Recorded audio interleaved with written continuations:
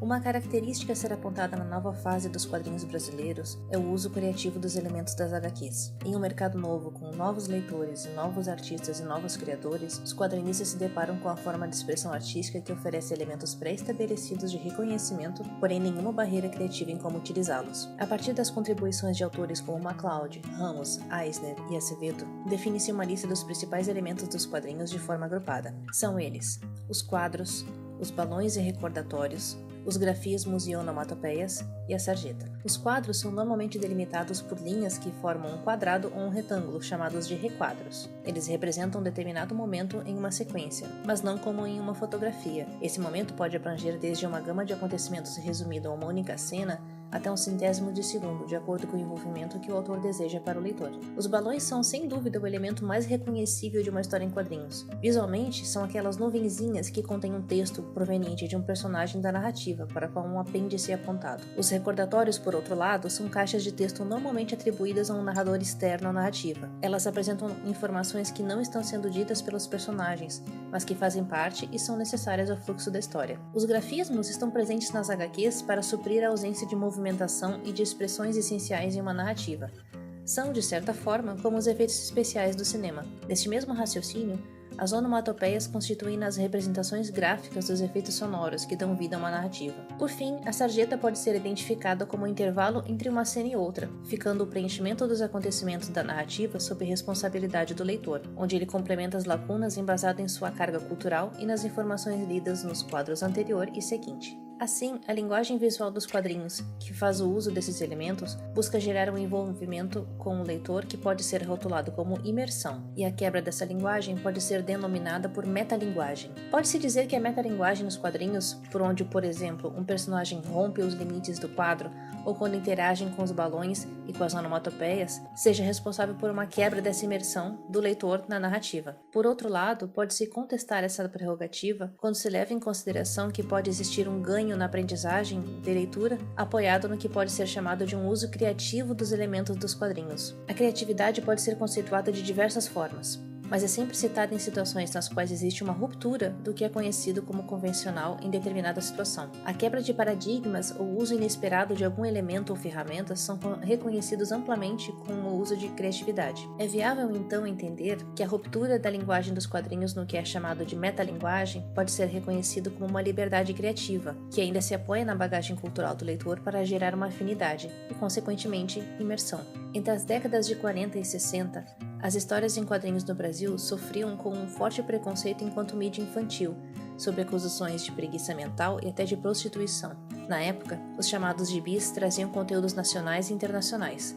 De lá para cá, os quadrinhos nacionais amargaram longos períodos de protagonismo internacional em publicações, porém ainda se conservaram vivos de forma majoritariamente independente ou infantil. No final da década de 2010, o estúdio Maurício de Souza, empresa responsável pelo maior sucesso dos quadrinhos nacionais de todos os tempos, a Turma da Mônica, passou a apostar em outros públicos de leitores que não as crianças. Como resultado, uma nova leva de quadrinistas nacionais começou a encontrar espaço e aceitação para suas criações, antes apenas em fanzines ou na internet. Essa revolução atingiu tanto novos criadores como os novos leitores, que hoje lotam convenções temáticas pelo Brasil, tais como a Comic Con Experience, que acontece anualmente em dezembro, na cidade de São Paulo, e contou com cerca de 146 mil presentes em 2016. Esse recente aumento de quadrinistas brasileiros vem desenvolvendo trabalhos diferenciados em graphic novels, direcionadas em grande parte para leitores mais maduros, com temáticas variadas e principalmente inspiradas em cultura nacional. Vamos exemplificar esse uso criativo de elementos dos quadrinhos, começando com a HQ Fuga, do selo MSP de quadrinhos, criação de Rogério Coelho. A fim de indicar um movimento espacial nos troncos de uma árvore, os requadros servem meramente como indicativos de onde cada momento da sequência acontece, deixando a sensação de movimento a critério do leitor. O quadrinista se apoia na leitura ocidental, que é da esquerda para a direita e de cima para baixo, para dar uma dinâmica solta à página, com quadros em formatos inclinados e irregulares, que passam uma sensação de urgência para a fuga do personagem principal. Na primeira edição do selo MSP de quadrinhos, a HQ Astronauta Magnetar traz uma sequência de acontecimentos na vida do personagem astronauta, que se encontra preso em um planeta distante, isolado por uma avaria em sua nave espacial. Para conseguir consertar sozinho a sua nave,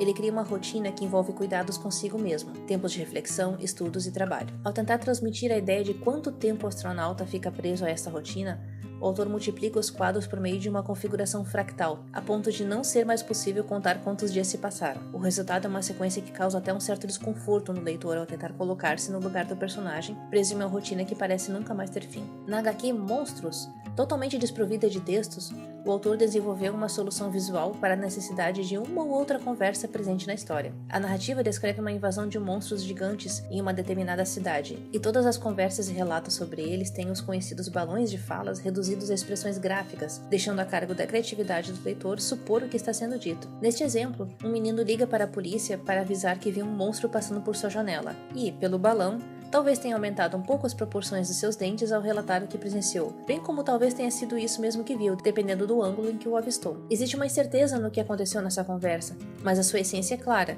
e a narrativa flui de uma maneira muito natural pela revista toda. Na HQ Força, da personagem Mônica, as constantes brigas entre seus pais são representadas nas páginas da narrativa em um misto de grafismo com onomatopeia, que mais tarde, em um pesadelo, tomam a forma de um personagem. Toda a arte dessa HQ é construída de uma maneira bastante convencional, com quadrinhos bem definidos, balões de fala com textos e narrativa linear. No entanto, a presença de uma ruptura na estrutura familiar, representada pelas constantes brigas dos pais da Mônica, quebra uma estrutura visual convencional e delicada, com linhas grosseiras, cores escuras e invasão nas margens dos quadrinhos por toda a página. Na revista Plumba, que se apoia em uma cultura de jogos de videogames estilo RPG, em que o personagem principal ganha uma missão que precisa ser completada em troca de algum tipo de premiação, essa página retrata a personagem principal no início de uma missão. Na página seguinte, já em um visual mais representativo das histórias em quadrinhos, ela chega com seus prêmios para coletar a sua recompensa. A batalha em si da personagem até chegar ao fim da cena anterior não é representada. Fica a critério do leitor, que consegue claramente visualizar mentalmente as corridas, pulos e golpes